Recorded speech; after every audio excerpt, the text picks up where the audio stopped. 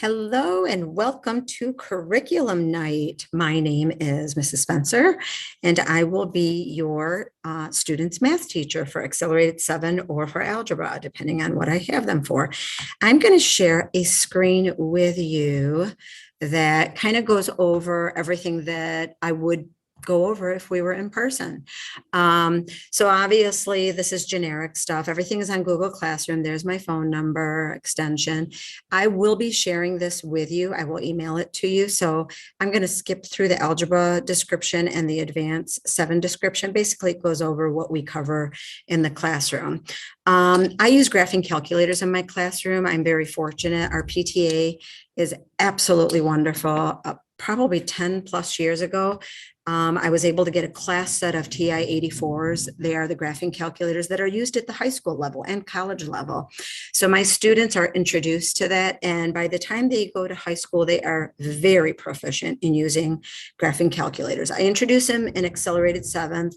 And by 8th grade, my students have mastered everything, almost everything. I shouldn't say everything. Suggested supplies. Obviously, you've already purchased your students' supplies, but these are really necessary for my classroom. Students should have a scientific calculator. Now, I just said we use graphing calculators, but I still want the students to come prepared to class.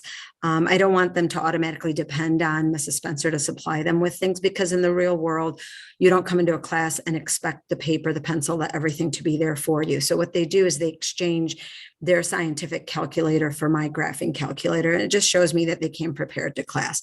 They do need paper. If they're in algebra, we use a ton of graphing paper, especially second semester. Accelerated 7, we use it as well, not as much. So both classes should probably have some. I do have some of that as well. Obviously a paper, pencil and a pen.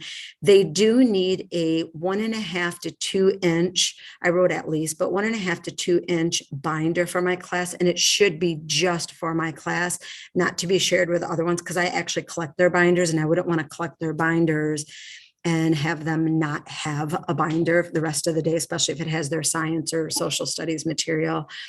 They also need dividers for their binders, 3 to be exact. Grading, 80% of my class is on quizzes and on tests. They will have a quiz or a test almost every single week. Quiz 1 week, test 1 week, maybe quiz 1 week, then a test next week. But it's pretty routine that they're going to get one every single week. Their binder grade, which is collected once a marking period, at the end of the marking period will fall under the 80% category. Notes are 20% of their homework. Homework is given every single day.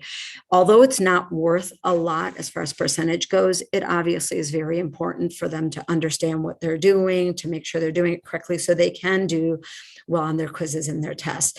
I'm pretty strict about homework. It has to be 100% completed or they will not get credit. It doesn't have to be accurate. I grade them on effort.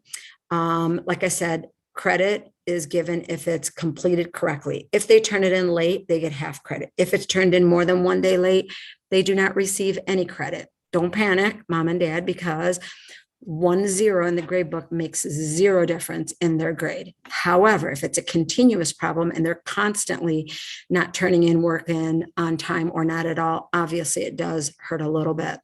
I always post my homework on the smartboard at the end of the hour, and I always have it on the Google Classroom calendar.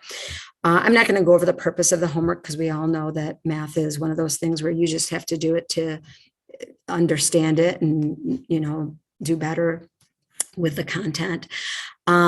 Makeup policy, if students are absent, they get 2 days for every day that they are absent. If they are going to go on vacation, if they have a soccer tournament, a swim meet or whatever, I would really appreciate if they would let me know in advance so that way I can give them the homework before they leave, or tell them to check Google Classroom, obviously, because everything will be there. So that way, when they come back, they're 100% caught up, because there's nothing worse than coming back to school after missing 3 days and having 3 days of assignments, and then you have to catch up. Obviously, if you're sick, you don't have a choice when it comes to that. Google Classroom is the place that they are going to find absolutely everything. Their homework, their assessment calendar, homework calendar, when the test is going to be, quiz is going to be, what assignments there are, any handouts, any worksheets.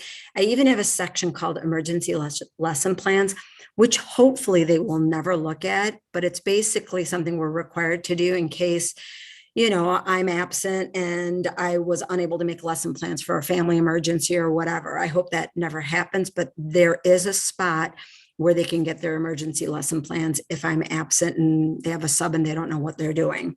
Um, Participation in my class is defined as coming to class on time, being prepared, having all the necessary material you need, staying on task, not being distracted, not being on your phone. The phones, I actually got a calculator caddy. Thank you to whoever bought it for me on my Amazon wish list.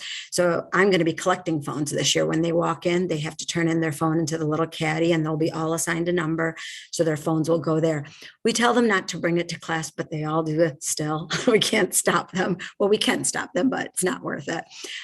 Student expectations, obviously, if they have a positive attitude, they're going to have fun in my class and they are going to love my class. I'm a very personable person. I'm a little strict, and they realize that my strictness is not mean. Sometimes they think I am mean because I'm so strict, but I am I have very high expectations of my students for behavior, for academics, for everything. Like I said, I'd like them to come to class prepared. I repeated myself. I didn't realize that. Communication. I have asked the students to do all the communication. I don't care what it is, missing homework, getting help, they're absent, whatever it is, I want them to communicate with me. That doesn't mean that you should not be communicating with you. I'm not saying don't bother me, don't email me. Adult conversation is adult conversation. This should be their responsibility. They need to learn to be an advocate for themselves. It teaches them to be independent before they get off to high school. And it's great to practice now in middle school. Parent View, if you're new to Rochester, Parent View is where all the grades are, where all the information about the student is actually. It's available 24/7. Please, please, please be aware of what your child's grade is all the time.